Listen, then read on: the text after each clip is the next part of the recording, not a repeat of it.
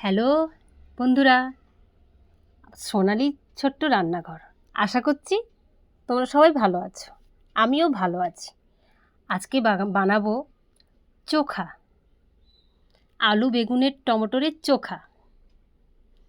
এই যে আলু বেগুনটা আমি সিদ্ধ করে নিয়েছি, সিদ্ধ করে নিয়ে আমি মেখে দিয়েছি, মাখছি। তার সাথে কিন্তু রসুন দিয়েছি, হ্যাঁ, বেশি কোয়া না, 4-5 কোয়া। কাঁচা লঙ্কাও দিয়ে দিয়েছি। তার মধ্যে দিয়ে দিচ্ছি ধনেপাতা। ধনেপাতা দেওয়ার পরে কাঁচা লঙ্কা, তারপরে দিচ্ছি পেঁয়াজ, সব কুচি করা কিন্তু। কুচি করে দিয়ে এবার নুন দিয়ে দিলাম। নুন দেওয়ার পরে সর্ষের তেল দেবো, যতটা লাগে সর্ষের তেল ততটাই সর্ষের তেল দেবো। একটু সিদ্ধতে বেশি তেল লাগে, সর্ষের তেলটা বেশি লাগে।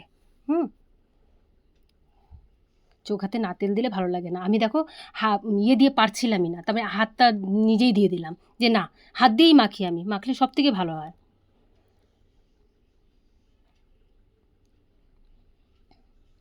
সোজা চলে গেলাম কড়াই নিয়ে, তেল দিয়ে দিলাম, অল্প তেল দিলাম, একটুখানি রসুন বাটা দিয়ে দিলাম।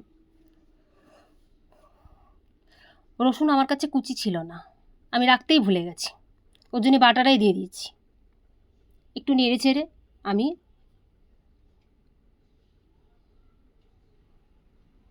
নেড়ে নিলাম। একটু নাড়ার পরে আমি চোখাটা দিয়ে দেবো।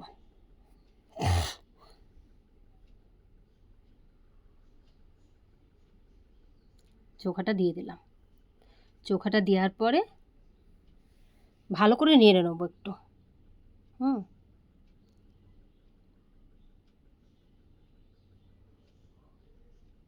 ভালো করে নেড়ে নেবো। নাড়ার পরে একটু মশলা দিয়ে দেবো, আমার বানানো মশলা দিয়ে খেলে খুব ভালো লাগে। আমার তো খুব ভালো লাগে। আপনাদের যদি ভালো লাগে তাহলে আপনারা করে কিন্তু খাবেন, আমাকে কিন্তু কমেন্ট করে জানাবেন। আমার তো খুব ভালো লাগে এসব জিনিস খেতে।